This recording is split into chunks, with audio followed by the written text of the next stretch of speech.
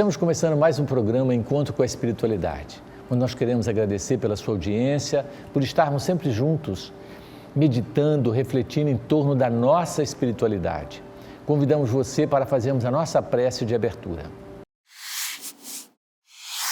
Deus de amor e bondade nos abençoe, abençoando cada lar nesse instante, que a tua luz possa envolver cada mãe, cada pai, cada um dos nossos irmãos que estão conectados conosco nesse momento. Que a tua misericórdia se estenda sobre todos os familiares. Graças te damos, Senhor, e que assim seja. Bom, gente, hoje nós vamos falar um assunto muito interessante, que é criança evangelizada, humanidade transformada. Quando a gente fala assim, a gente vai pensar, que nós devemos colocar os nossos filhos para ter um ensino religioso. Não necessariamente. Eu sei que existem pessoas que têm aversão à religião, como eu tenho também. Embora a gente respeite, porque faz parte da cultura da humanidade, nós precisamos dela ainda, mas vai chegar um dia que nós não vamos precisar ter mais religião, porque o Cristo vai estar inserido em nossos corações. O cristianismo, não é nem o Cristo, o cristianismo, e nós seremos diferentes e não precisaremos de ter nenhuma religião, porque acaba sendo usada como aparelho ideológico de Estado, acaba manipulando as pessoas, nos transformando em ovelhas, como se fosse um grande rebanho de animais que não pensam, que não raciocinam e acabam, enfim, nos alienando. E então, nós podemos pensar nessa criança evangelizada, tá certo?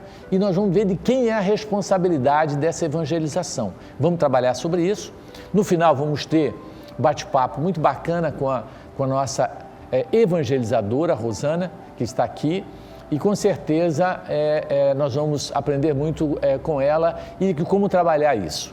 Mas, a princípio, nós queríamos começar falando sobre o processo de educação. Porque nós entendemos e as pessoas acham que só a instrução pode ser transmitida através do processo educacional. E não é verdade. O grande psicólogo, o grande psiquiatra,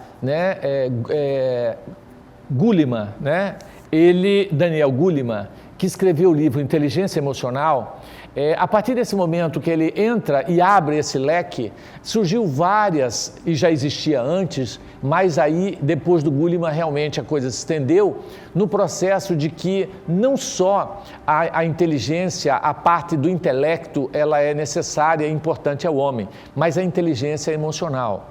E hoje já se fala em diversas inteligências.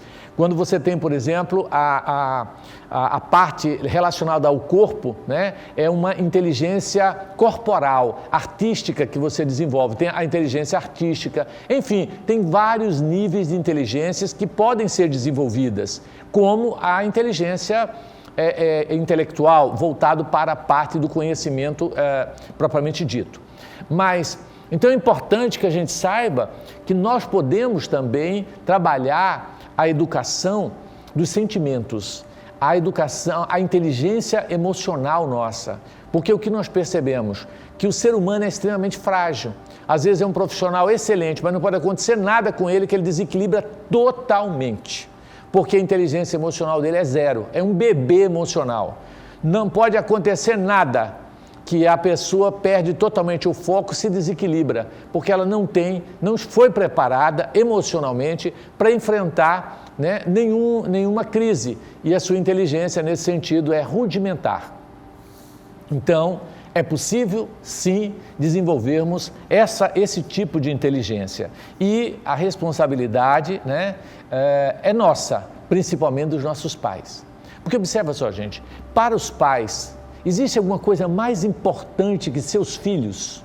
Pensa, você acha que existe alguma coisa mais importante para quem é pai do que seus filhos?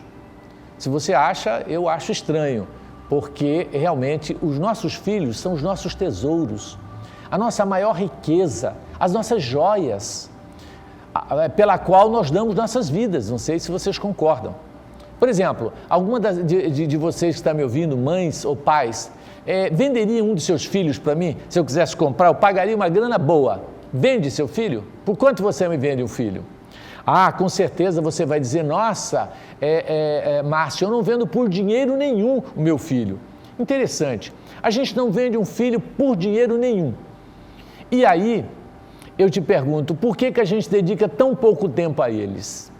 A gente passa a maior parte do tempo correndo atrás de dinheiro para dar para os nossos filhos, como se o dinheiro é que fosse resolver os seus problemas. Aí o pai está preocupado porque ele quer dar o melhor tênis que ele não teve, ele quer dar o melhor celular que ele não teve, ele quer dar o conforto que ele não teve. E aí ele corre atrás do dinheiro achando que o que o filho precisa é de dinheiro. E é um ledo engano, porque na verdade os nossos filhos poderiam ter menos, poderiam viver em situação com menos dinheiro e mais felicidade, porque nós vamos perceber que no processo educacional a presença dos pais é fundamental. O tempo que nós dedicamos aos nossos filhos é que nós precisamos reavaliar, porque, feito algumas pesquisas nesse campo, os pais britânicos, por exemplo, dedicam 15 minutos do dia aos seus filhos, 15 minutos. Aí eu falei, nossa, mas isso é porque eles não têm tempo, vida muito corrida. Os americanos, 10 minutos. Aí eu falei, os brasileiros devem ser no mínimo meia hora. Perdemos para todos. Em média, o brasileiro dedica menos de 7 minutos para cada filho, por dia. Mas como assim? Pensa bem, o filho levanta de manhã cedo, não estou falando em período de pandemia agora, porque agora em período de pandemia ele está encurralado, ou ele fica com o filho ou ele não tem para onde ir, mas eu estou falando em período normal. Ele levanta cedo, quando encontra o filho no café da manhã, bom dia filho, bom dia pai, estou saindo, já vai pegando, tomando um café e saindo. Aí ele ficou junto com esse filho mais ou menos 1 minuto, 1 minuto e meio, porque normalmente quando o pai levanta para tomar o café, o filho já está saindo, ou o inverso, um dos dois. Então sai, cada um vai para o seu canto. Hora do almoço, faz de conta que almoçam todo mundo junto, o que também é raro, cada um come numa hora. Mas aí eles chegam juntos à hora do almoço, senta para almoçar, acabou de almoçar, um fora do horário, outro no outro. Oi pai, tudo bem? Tudo bem. Aí cada um entra para o seu quarto, um vai para um canto, outro vai para o outro, aí o outro já vai trabalhar e o outro já vai para outras atividades, enfim. Encontra à noite, oi pai, tudo bem? Tudo bem? Cada um vai para o seu quarto. Esse é o tempo que o pai dedica ao filho, principalmente pai importante, pai que é empresário, pai que trabalha muito, e dedica. Mas, de um modo geral, nós pais, dedicamos muito pouco tempo aos nossos filhos.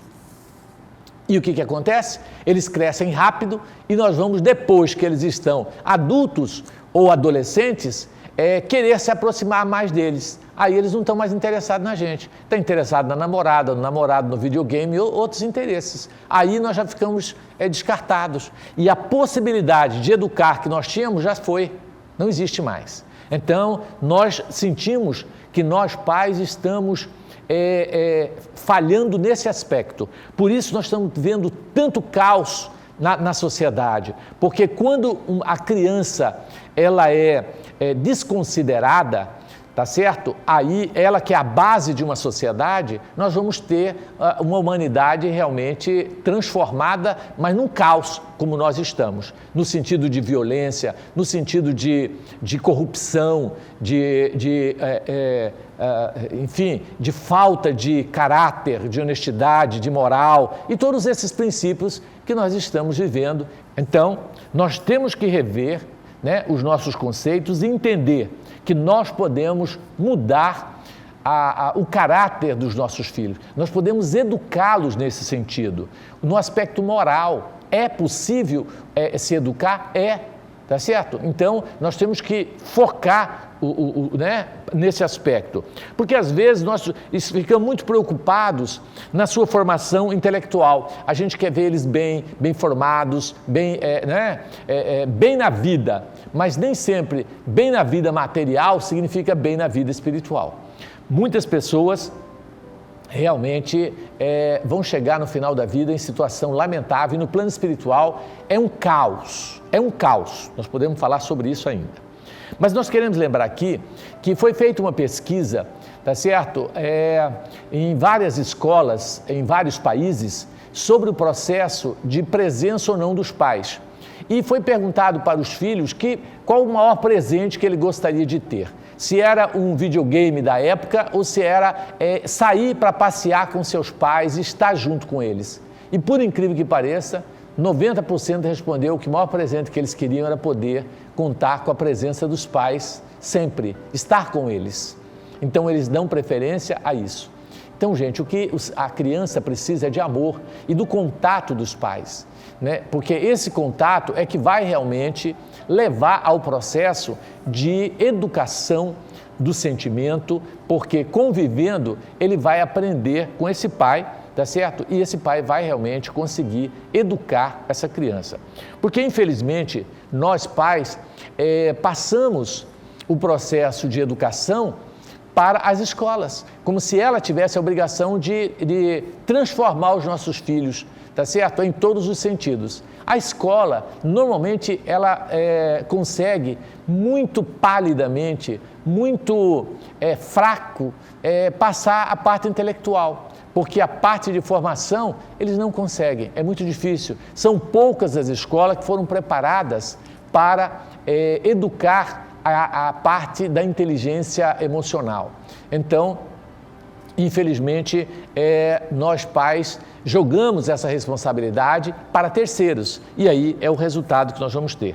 Então, nós temos que lembrar que no processo de educação, o único e a melhor forma de se educar, segundo Vinícius de Camargo e tantos outros educadores, é através do exemplo. Então, nós não vamos conseguir transformar os nossos filhos com palavras, mas com o ato em si. É o exemplo que transforma os nossos filhos. Normalmente, pais corruptos têm filhos corruptos e assim por diante, né? Tem uma história que é muito interessante de um pai que foi levar o filho no circo e eu estava indo também levar os meus. Então, quando ele chegou para pagar, né, o ingresso para entrar, a moça do caixa disse: essa menininha não paga, porque ela é pequena. Aí a menininha: não, eu tenho 7 anos. Porque abaixo de 7 não paga.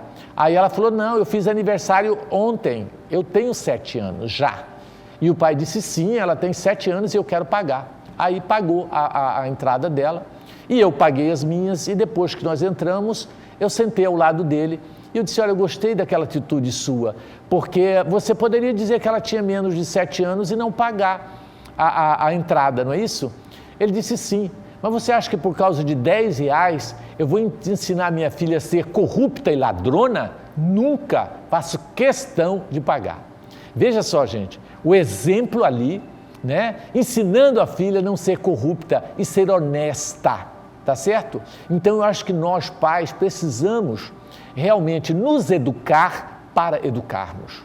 Nós temos que entender que os nossos exemplos, eles vão repercutir na vida dessa criança a vida toda, o tempo todo, não é? Por exemplo, o telefone toca, ou a campainha toca, o pai diz: olha, eu não estou, vai lá, fala que eu não estou, eu saí, mente.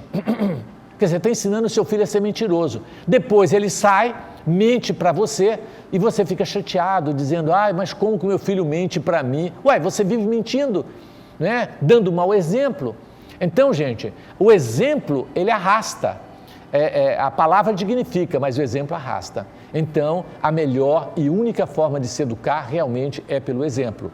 E a criança, ela convive conosco no dia a dia e ela vai aprender tudo que nós fazemos. Mesmo que a gente tenta fazer escondido delas, elas vão perceber que elas não são bobas e ela vai incorporar aquela lição no dia a dia da sua vida. Raramente ela vai dizer: papai, isso é errado, você não pode mentir que você não está, tá certo? Então, ela vai ser conivente e vai acabar partindo para ser uma pessoa mentirosa e desonesta, porque o pai assim o é. Então, aí depois esse pai, né, vai ter um filho numa situação difícil, que vai até preso, e ele diz: oh meu Deus, por que o senhor fez isso comigo? Por que meu filho foi preso, né, por corrupção e lavagem de dinheiro? Por que ele virou um ladrão, meu Deus? O que será, né? porque o exemplo que você deu. Ah, mas e se eu dei bons exemplos, dei uma formação moral cristã, até religiosa para eles, e eles viraram ladrões e corruptos? Aí é um problema deles, sua parte você fez, você está isento de culpa, você não tem, tá certo? Nada a ver com isso. Então, nós temos que fazer a nossa parte. Porque existe uma preocupação muito grande dos pais, mas muito, no aspecto intelectual. Ah, eu vou colocar na escola tal, porque lá eles aprendem rápido e passa no Enem. Eles conseguem notas. Beleza. Aí você coloca numa escola assim, você trabalha para que ele luta, né, para que ele consiga formar. Imagina que lindo aquela mãe recebendo o diploma do filho que formou em odontologia, aquela coisa linda. Aí a mãe vê o seu filhinho todo de branquinho saindo para ir trabalhar de manhã cedo e ela pensa, oh meu Deus, graças a Deus eu formei um homem de bem na sociedade, honesto, trabalhador. Aí você vai lá para olhar se você tem um problema dentário, com 2 cáries, ele fala que você tem 7 cáries. Mas ele parcela para você em várias vezes, né? E aí ele vai fazendo isso. Então nós vamos ver que é um odontólogo ladrão, tá certo? Que rouba as pessoas. Deveria estar atrás das grades. E assim nós vamos encontrar médico, ladrão e corrupto, advogado, contador. Não escapa nenhuma profissão. Você pega um técnico em televisão, todo dia levanta para ir trabalhar cedo, você diz, nossa, como meu filho é trabalhador, honesto, todo dia ele vai trabalhar na loja de informática dele. Aí você leva lá o seu computador, que queimou um fuzil, ele fala que queimou a placa-mãe e te enfia a faca e cobra um valor exuberante. Tira a placa, põe outra, ainda te cobra um valor e fica com a sua placa mais nova ainda. Onde você acha que deveria estar esse indivíduo? Na cadeia. Porque ele só tem o rótulo, então ele tem o título, a profissão para roubar. Para mim, é o ladrão mais desonesto que existe, tá certo? E aí você vai encontrar tudo, gente. Fui mandar alinhar meu carro, você acredita, estava escrito alinhamento e balanceamento, na promoção. Quando eu cheguei lá, ele falou que o eixo estava torto, que tinha um monte de coisa e tal, né? E quando eu fui olhar, na verdade, eu estava sendo enganado. Então, a nossa sociedade tem fome de caráter, de dignidade, de honestidade. E é isso que nós temos que pensar. Que nós não podemos formar os nossos filhos e dar um diploma a eles para eles roubarem legalmente. Dá para entender isso? Nós precisamos entender que quando ele chegar no plano espiritual, ele vai chegar fracassado como um ladrão e ser tratado como tal. De que adianta aqui na Terra a gente ter títulos, ter essa lisura de cara de gente boa, quando na verdade nós somos como sepulcros calhados por fora e podre por dentro, como disse nosso Senhor Jesus Cristo. Então realmente, gente, nós precisamos voltar o nosso foco para o processo de educação. Porque depois que a gente não educa, você vai ter as consequências. Eu atendi uma mãezinha semana passada que o filho foi entrar num assalto, né? Assaltante foi assaltar um posto e levou alguns tiros e estava no pronto-socorro, em estado grave. E aí ela me procurou se eu podia dar uma força para me ir lá, orar por ele, ver o que a gente podia fazer, né? Então, o que a gente sente? Que a sociedade... esses ladrões honestos, na minha visão, eles são tratados à bala. As pessoas acham que para diminuir a violência na terra, nós temos que matar os bandidos. Olha que coisa mais interessante. Gente, esse processo não é justo. Nós não temos que acabar com o violento, nós temos que acabar com a violência. Por exemplo, eu na condição de médico, eu não posso matar o meu doente, eu tenho que matar a doença. Eu tenho que matar o vírus, eu não tenho que matar o doente. E é isso que a nossa sociedade tenta fazer, matar os doentes, para melhorar. Como que nós vamos entender os nossos policiais matando os nossos irmãos bandidos, quando eles deveriam ser educados? Então o que nós precisamos não é matar, é educar, é diferente. Mas infelizmente nós estamos matando multidões de pessoas.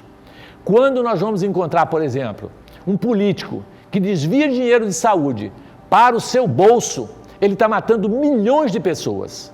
É um assassino considerado lesa humanidade. Ele não mata, não é um assassino comum que matou uma pessoa. É um assassino que matou centenas de vidas. Porque, por exemplo, ele não libera um dinheiro que seria, por exemplo, para comprar um medicamento para pressão, lá no postinho de saúde. Aí a pessoa chega lá que é hipertenso, que toma remédio de pressão, para pegar o remédio não tem. Aí ele volta para casa e fala, já que não tem, vou ficar sem. Aí esse paciente tem um derrame, um AVC, fica torto na cadeira de roda, babando, defecando, né, tendo que comer pelas mãos de alguém, por anos a fio. De quem é essa culpa? Do nosso político que deixou faltar esse medicamento no postinho de saúde. Vai para a conta dele. Ele vai ter que pagar por isso. Simplesmente. Como mudar o nosso país? Só existe um meio: educação. E quando eu falo de educação, eu estou falando principalmente de evangelização. O que é evangelização?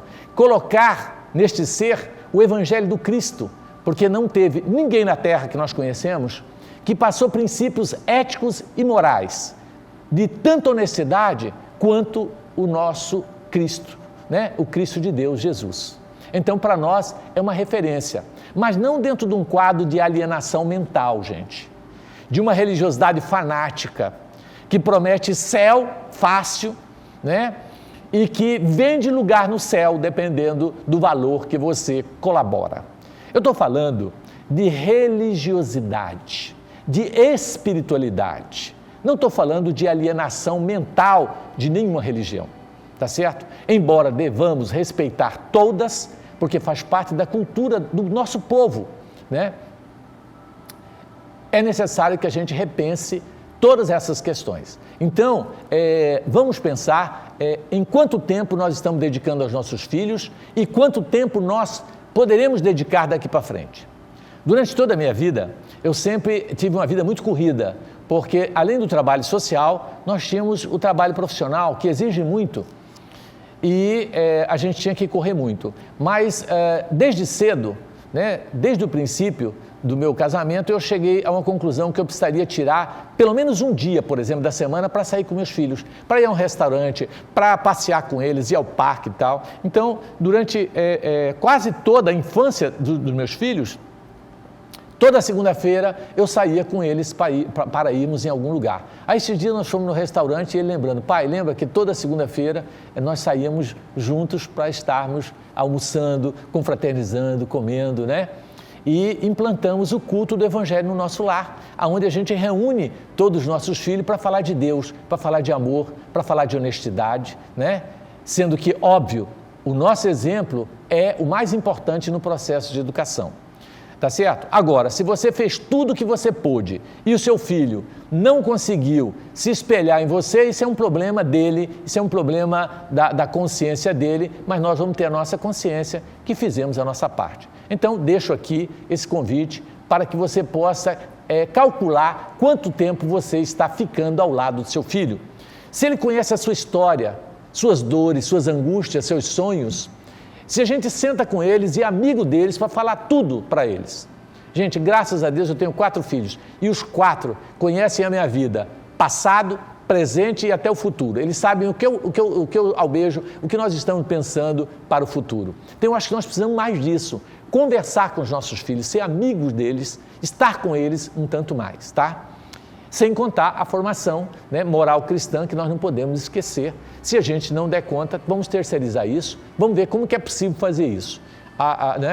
Hoje nós vamos ter um bate-papo aí com a nossa irmã, que vai nos trazer essas dicas importantes aí do que a gente pode fazer para auxiliar esses pais aí no processo de formação, tá bom?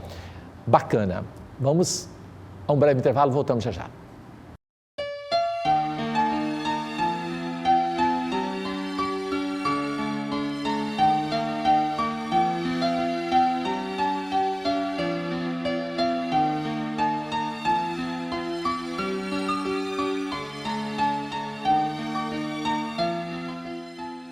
Bom, gente, temos aqui a grata satisfação de receber a Rosane conosco aqui, que tem tantos anos na evangelização, tem uma experiência, trabalha com criança, né? E nós achamos muito de bom proveito, né? Que tivéssemos aqui uma evangelizadora que pudesse falar do que vive, de como é feito esse trabalho de evangelização, aonde que ela trabalha, como que funciona, né, o processo de evangelização e o que eles têm em meta, e o que eles visam naquela criança que eles trabalham. A Rosane trabalha com criança de periferia há alguns anos, então vamos falar com a Rosane. Rosane, seja bem-vinda. Obrigada. E há quanto tempo que você trabalha com a evangelização, Rosane? Obrigada, Márcio. Eu estou na evangelização infantil uns 17 anos, 20 anos, 21 anos, esse ano faz 22 anos. Comecei criança e quando eu já comecei trabalhando como evangelizadora. Estou na educação na escola espírita há 16 anos. E hoje, estudando e conhecendo a importância da educação para a humanidade, estou estudando psicologia, né, para aprofundar mais, para chegar realmente nessa educação completa que nós precisamos.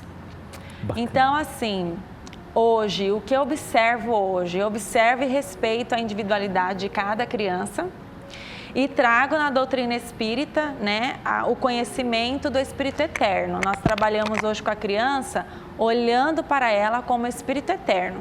Se ela é um Espírito Eterno, ela traz tendências, ela reencarna numa família que às vezes não é muito fácil lidar, ou numa família amiga que dá um suporte legal para ela. Então é muito específico de cada criança, de cada família, e você tem que ter esse olhar para não julgar, porque às vezes a gente fala, olha, essa fórmula aqui dá certo para todo mundo.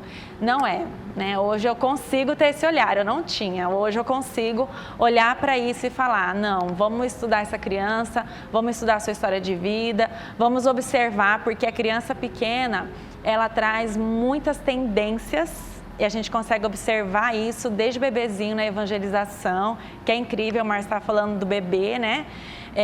O bebê, ele é evangelizado dormindo. Então, nós temos aí no sábado de manhã algumas horas com esse bebê. Se ele está dormindo, evangeliza, porque o seu espírito está ali, está aprendendo. Ou seja, quando ele está no ventre da mãe, ele está aprendendo, né? Ele está nesse processo educativo de acordo com o exemplo da sua família. Então, esse exemplo que o Márcio trouxe, ele é essencial. E hoje a gente vê, infelizmente, muitas pessoas que falam assim, né? Os pais, ou os amigos, ou os educadores, não grita, gritando para a criança, né? Eu começo a rir quando eu vejo essa situação. Eu falo, gente, como que você fala assim? Não grita, e você está gritando, né? Ou então a gente faz alguma coisa escondida na hora que a criança está dormindo para ela não ver a gente fazendo porque é errado. A gente acha que a criança não está sentindo, mas está ali, né? Energia, essa energia que gera aí milênios dentro da família. Então, esse processo educativo, ele é imenso, ele é muito grande e ele precisa ser olhado com respeito e em seus detalhes, né? Mas não também nos cobrando e nos julgando pelos nossos erros, porque o pai, a mãe ou quem cuida da criança ou o professor erra muito, né? Eu olho hoje, eu não julgo tanto os pais, porque somos espíritos imperfeitos, mas sempre essa busca em aprender. E como que você vai aprender o que fazer com o seu filho, com a criança que está aí com você? Estudando. Estude para você se responsabilizar por essa educação. E quando você estuda, você entende que essa criança precisa se responsabilizar pela sua vida.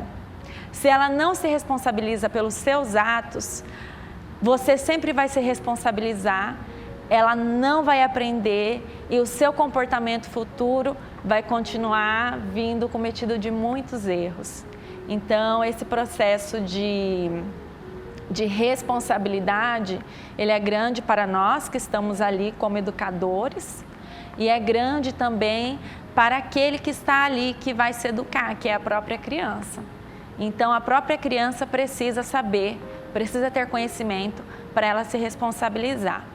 Então, além do exemplo que o Márcio falou muito bem, o diálogo dentro da família, né? Porque como nós erramos, adultos, nós educadores erramos, no diálogo nós nos abrimos para a criança, para ele entender esse erro, para que ele também consiga se corrigir, né? Então, o diálogo dentro da família de forma harmônica é importantíssimo, importantíssimo. E a nossa meta, Márcio, é se aprimorar cada vez mais. A nossa meta com os evangelizadores é que esse evangelizador, ou trabalhar também com a família, que essa família também se aprimore em conhecimento para conseguir lidar e para conseguir fazer um trabalho magnífico com as crianças. Rosane, você falou uma coisa muito interessante, porque, gente, os pais, nós pais, nos preparamos, né, na vida profissional estudando, né? Se você é um professor, você está sempre fazendo cursos para se atualizar, né? Se você é um médico, você está sempre fazendo também cursos de atualizações, estudo em cima disso. Agora, se para a nossa profissão nós estudamos, por que não para trabalhar a educação dos nossos filhos a gente não tira um tempo, né? Para esse estudo dedicado. E a Rosane falou uma coisa muito interessante, que o processo de educação que eles realizam é por tendências. Quer dizer, a criança violenta, nós temos que dar, né, todo um direcionamento no processo educacional. Então, a gente reúne as crianças que são todas com tendência de violência juntas para que possamos trabalhá-las, né? As crianças que são, por exemplo, que têm outras tendências, né? Por exemplo, de xingar, de falar palavrão e tal. Então, essas crianças são reunidas para que possa ser mais fácil a educação, né? E, Rosane, eu queria que você falasse dos momentos, porque às vezes o pai, ele acha que o processo educacional da criança é igual ao do adulto, né? Então, aquelas questões que nós temos 3 momentos, que é brincando com Jesus, trabalhando com Jesus e estudando com Jesus. Isso é muito importante, né, Rosane? Isso Fala mesmo. Isso para nós. A criança, desde bebê, ela tem um aprendendo com Jesus, que vem trazer toda a bagagem doutrinária, né, do Espiritismo ali, não só consolando, mas também exemplificando os exemplos do Mestre Jesus para a vida dessa criança. Depois, trabalhando com Jesus, que é o segundo momento, que essa criança vai estar manuseando, né, aquilo que ela aprendeu de alguma forma. Por exemplo, tem uma aulinha que se chama Jesus e o seu pai, eu e o meu pai. Olha como essa aula é importantíssima. Ele vai aprender como foi Jesus com José. Nós vamos trazer isso para o lar da criança, como que deve ser o relacionamento com o seu pai, desde a questão de como é o seu dever, também a questão de perdão, né, com os erros dos pais, porque muitas crianças hoje vivem só com as mães, eles sentem, né, a falta do pai, então se trabalha isso também. E logo depois, essa criança ela vai montar bloquinhos de madeira e lixar na parte do trabalhando para confeccionar uma lembrancinha para o seu pai. E depois ela vai brincar com essas pecinhas. Então, são 3 momentos de vivência, né, didática, para que a criança consiga ali vivenciar esses momentos. Lá no nível 2, isso aí é no nível 1, né, que são crianças até de 5 anos.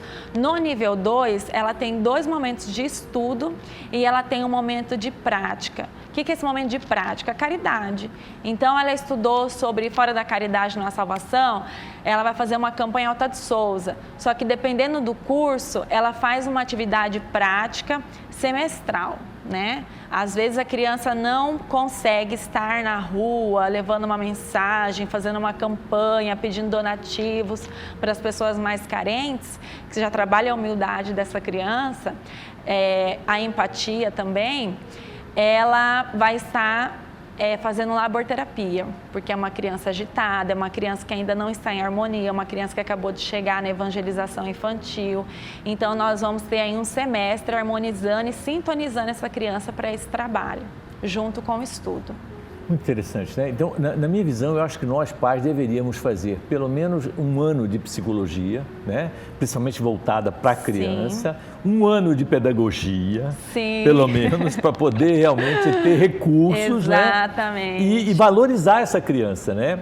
Porque se a criança, né, é o maior tesouro da nossa vida, Rosana, o nosso tempo tem que ser dedicado a eles. Exatamente. Né? E às vezes não é oprimindo, não é violentando, né? Eu dei uma palestrinha para os pais da escola falando sobre a dose. Use a dose com seu filho que nós teremos resultados grandiosos. O que é a dose? São os hormônios. Dopamina, ocitocina, endorfina e serotonina, que é o quê? É você brincar com seu filho, ele estimulando movimentos com o corpo. São momentos de alegria, carinho. E isso tudo vai gerar o quê? Desenvolvimento para equilíbrio emocional, desenvolvimento cognitivo. Então, às vezes, só corrigindo e brigando com aquela criança, você vai estar usando só adrenalina. Essa criança vai tentar fugir o tempo inteiro. Porque, além de espírito, ela tem um corpo ali, né, com todas as funções, não só neurais, mas todas as funções ligadas, né, aos seus neurônios que estão fugindo, que está sendo oprimida, ela não consegue desenvolver em nada. Se essa criança não consegue se desenvolver dentro do seu lar, se ela não consegue ter um relacionamento na evangelização legal, é porque tem alguma coisa errada acontecendo. O estímulo que está se dando para essa criança não está sendo um estímulo saudável. Então, vamos usar um pouquinho de dose. Tá? Que são várias atividades, vários complementos durante a sua semana, durante os seus dias. Por isso que na evangelização infantil, essa criança tem intervalo, ela brinca, esse evangelizador ele tem que ser carinhoso, ele tem que gostar de criança, essa criança estuda, essa criança lê, essa criança pratica o bem, porque são essas doses que nós usamos.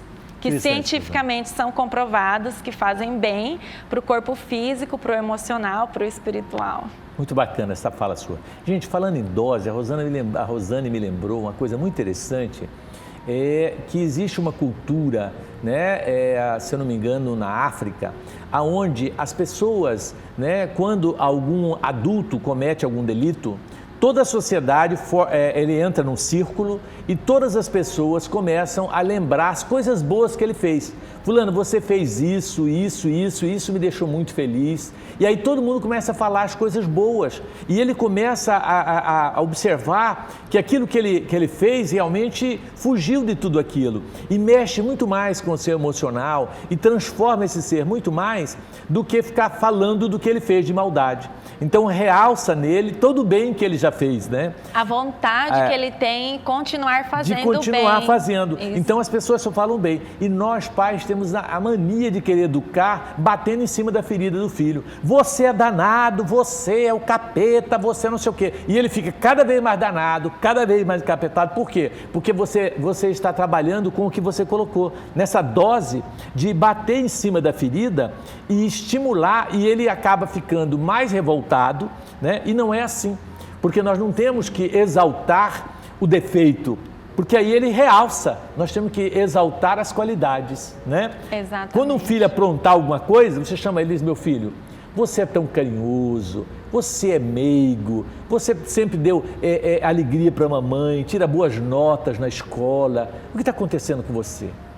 E assim, Márcio, às vezes ele faz algo que quebrou seu óculos de R$7.000, um grau altíssimo, né? Ele quebrou o seu óculos, e aí? Na hora você fica muito nervoso, o que você tem que fazer? Esperar. Se você estiver nervoso, se você não estiver ali aquela hora com tempo, espera, respira, porque você precisa sentar e conversar com ele. Porque senão você vai só violentar, ele não vai se responsabilizar por aquilo e isso não é uma correção. E ainda precisa-se pensar na reparação. O que é reparação? Você errou, você não vai lá e apaga a borracha, você não passa alguma coisa ali e apaga. Então, ele precisa reparar aquilo que ele fez, que é importantíssimo, faz parte do processo educativo. Senão, ele continua fazendo. Porque esse processo de reparação causa precisa se causar arrependimento do ser, né? Allan Kardec fala muito sobre isso, né? Que a gente vai corrigir, nós vamos conseguir trazer mudanças para a nossa vida a partir do momento que nós nos arrependemos de alguma coisa. Para isso eu preciso reparar, para me arrepender. Então, eu acredito assim que realmente bater em filho é o cúmulo da ignorância. Nós não podemos, porque se o nosso filho é o nosso maior tesouro, nós sabemos que bater não educa. Ao contrário, cria revolta, cria uma série de traumas, né, Rosane? Sim. Então, evangelizar, conversar com a criança, fazer a reparação. Por exemplo, uma coisa interessante, a criança, ela brincou. Hora que terminou, tem que recolher os brinquedos, né? Todos os brinquedos. Ah, mas eu não vou recolher. Então, se você não recolher, papai vai recolher os brinquedos e você não vai brincar mais. Ou você pega, ou você não vai ter mais acesso aos brinquedos, né? É um processo de que a criança tem que aprender educadamente, né, a recolher. Então, ela tem que reparar o seu erro. Ela derrubou, está comendo, derrubou no chão alguma coisa, qual que é a reparação? É ela limpar. Ah, não, tem empregada, ela limpa. Não, não. Ó, você derramou, tem que limpar. Se o papai derrama, o que o papai faz? Limpa, não limpa? Então você tem que limpar. Vamos pegar um paninho e limpar o chão. Não jogar para a empregada limpar, porque a empregada, ele está perdendo a chance de educar, se ele deixar a empregada limpar. Exatamente. Ah, mas eu pago ela para fazer isso. Não, você tem que pôr o seu filho para fazer as coisas. Arrumar a cama depois que levanta. Esse foi um erro que eu cometi, sabia? Porque meus filhos, quando eram pequenos, eu tinha babá e empregada que fazia tudo. Então, eu sinto que talvez hoje eles não tenham esse hábito, né? E que eu já tenho. Então, nem que fique mal arrumada a cama, mas que ele faça essas tarefas. Lavar o uniforme. Pequenas tarefas, quem né? usa uniforme ali, todo dia precisa estar com uniforme, né? Aí chega na escola, a criança com uniforme molhado, a criança com uniforme sujo, o pai envergonhado. Quem está usando a roupa é a criança, então o pai tem que se envergonhar por não ensinar essa criança a chegar em casa e a lavar. Exatamente. Mas a criança tem que se responsabilizar pelas suas coisas, né? Para ela se tornar um adulto responsável, honesto, entre tantas coisas que nós podemos ensinar dentro de casa. E outra dica também, Márcio, é o que nós falamos, o que nós prometemos para a criança. Muito cuidado com o que você fala para a criança que vai fazer. Principalmente na hora que você está no apuro e você fala, peraí, daqui a pouco nós vamos fazer tal coisa. E você não conseguir cumprir isso e isso acontecer várias vezes. Então, muito cuidado com o que se promete para a criança. Ok, gente, então eu quero agradecer, Rosane, a sua presença, né? Bacana você estar aqui. Queria até continuar esse bate-papo para nós aprendermos mais, pegarmos mais dicas, né? Mas nós estamos finalizando. Nós agradecemos carinhosamente a sua vinda aqui. Ok, gente? Muito obrigado. Obrigada. Muita paz.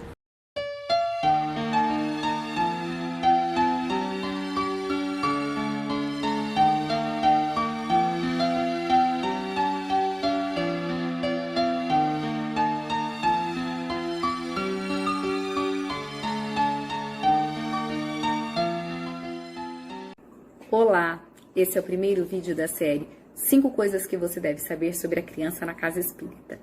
Muita gente se pergunta se a criança deve ou não participar das atividades na casa espírita, se a casa espírita deve ou não atender a criança na sua programação.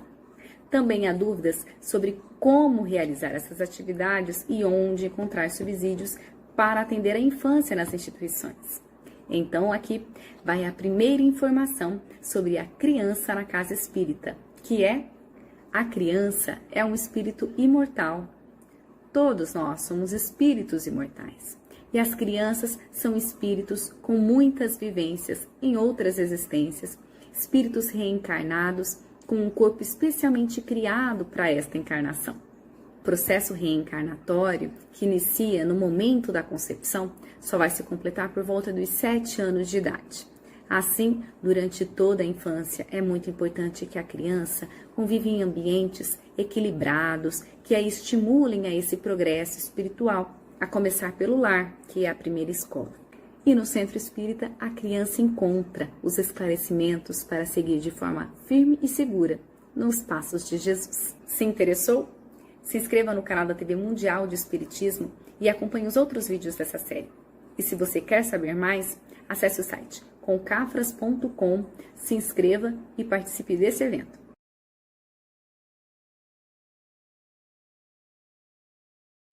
vamos às nossas perguntas sobre o nosso tema. Olá, tudo bem? Meu nome é Emilka. Eu estou com uma dúvida em relação ao meu papel, como mãe dentro da família, nesse processo de evangelização.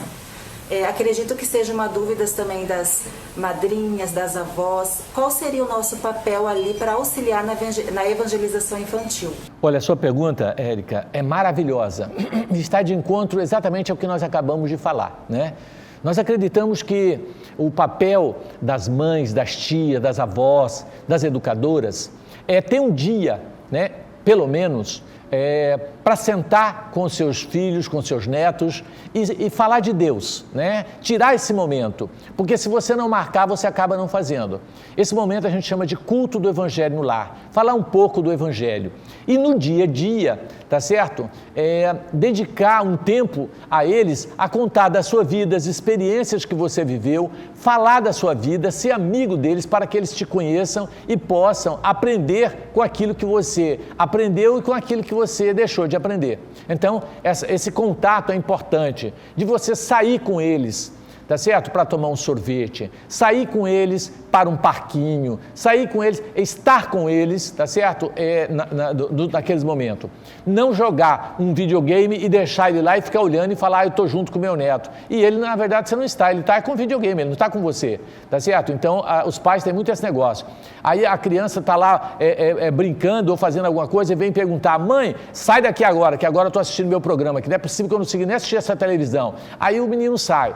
Aí ele vem, mãe, sai que agora eu estou cozinhando, senão eu não consigo fazer nada com você perto de mim. Aí ele vem, mãe, sai de perto de mim, porque agora eu vou conversar com seu pai. Enfim, ela está presente de corpo, mas não está de alma. Então tem que estar presente. Nossos filhos é atenção máxima. Nós temos que parar tudo para dar atenção para eles, sabia disso?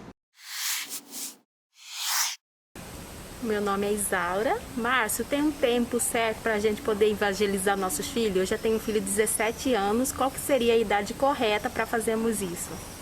Bacana, a sua pergunta, Isaura, é maravilhosa.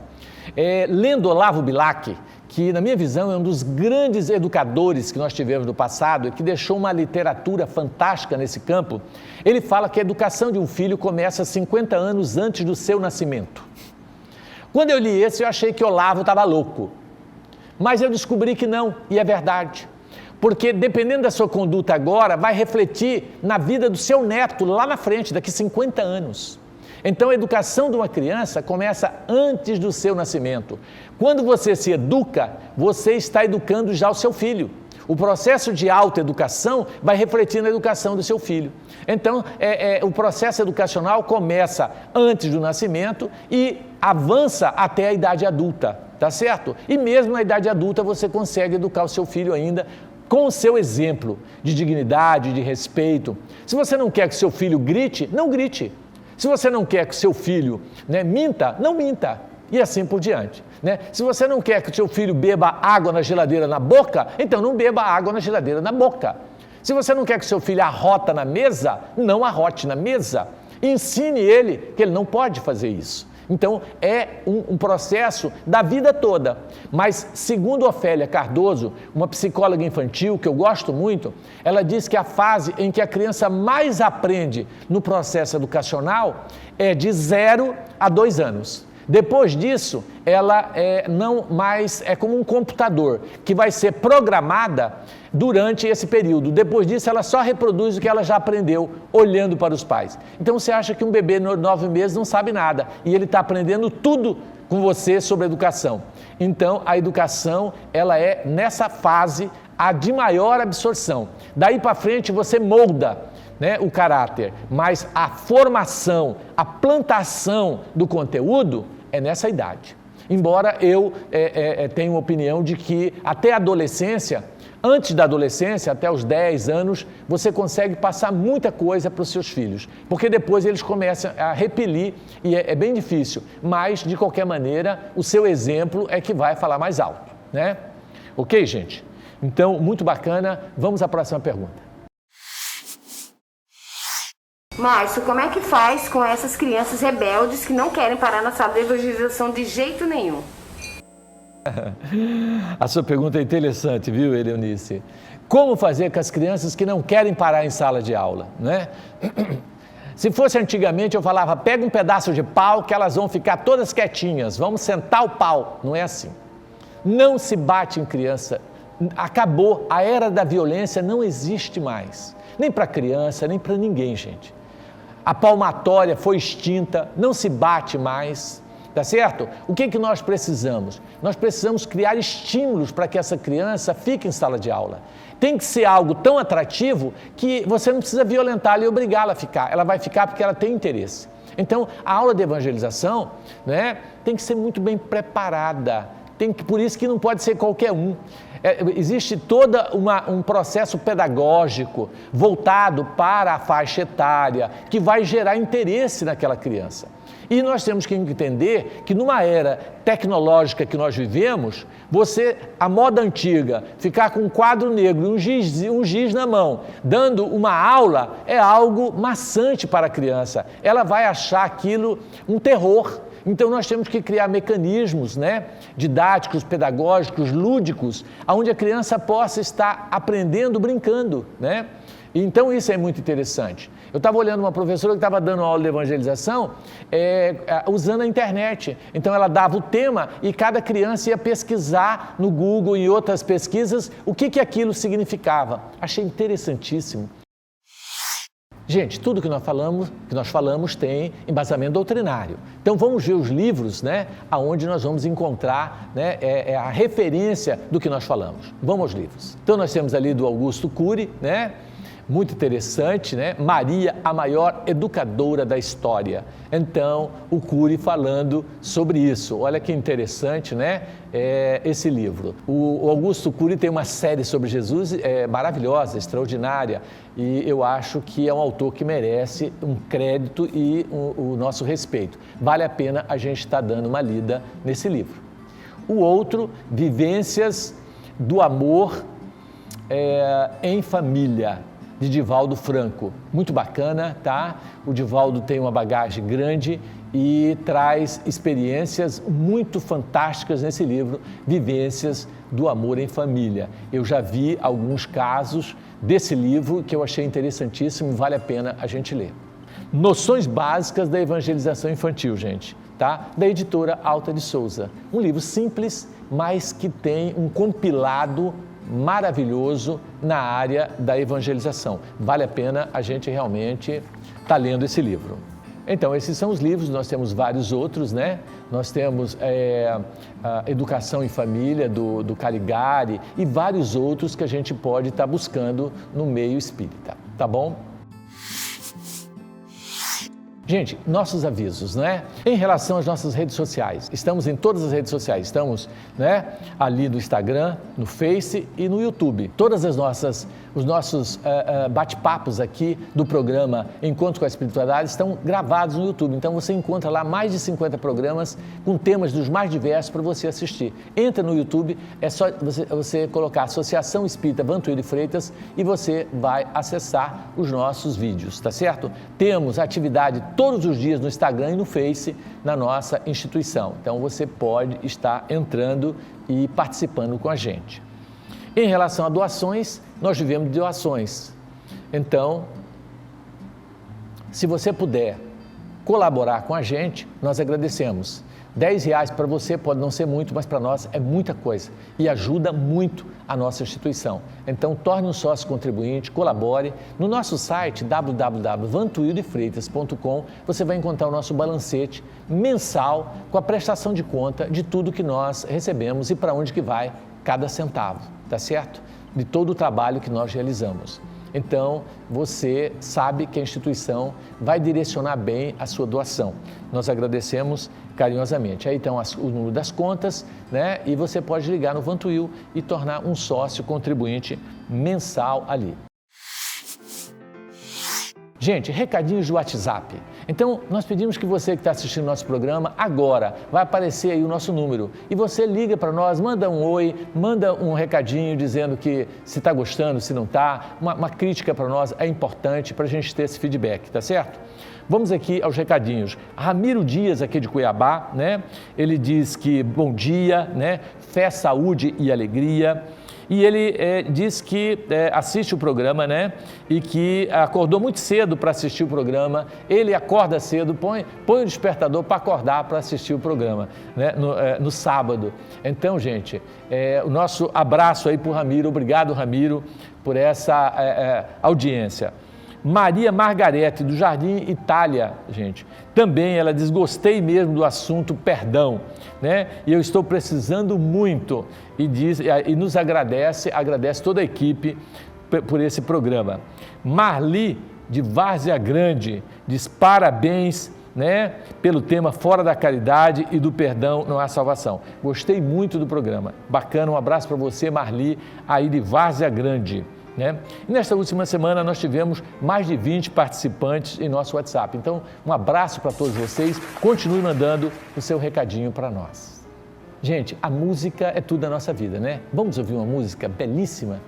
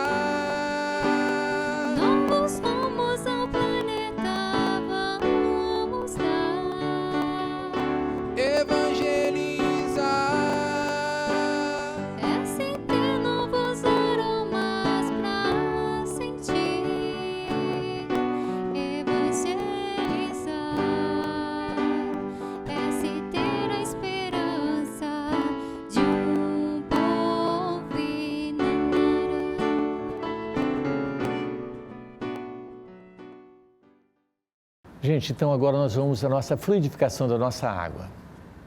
Deus de amor e bondade, coloque nessa água o medicamento, o bálsamo para as nossas enfermidades físicas e espirituais. Abençoe, Senhor, cada lar, todas as águas dos filtros, das geladeiras, dos bebedouros, de todos os ambientes, que sejam transformadas essas águas em tônico, não só medicamento, mas de alegria, de esperança, de coragem e de fé. Graças te damos, Senhor, e que assim seja. Gente, muito obrigado pela tua audiência e até a semana que vem, se Deus assim nos permitir. Muita paz. Gente, não perca o nosso próximo programa. É Qual o Papel do Jovem no Mundo? Olha que bacana, vamos falar sobre o jovem.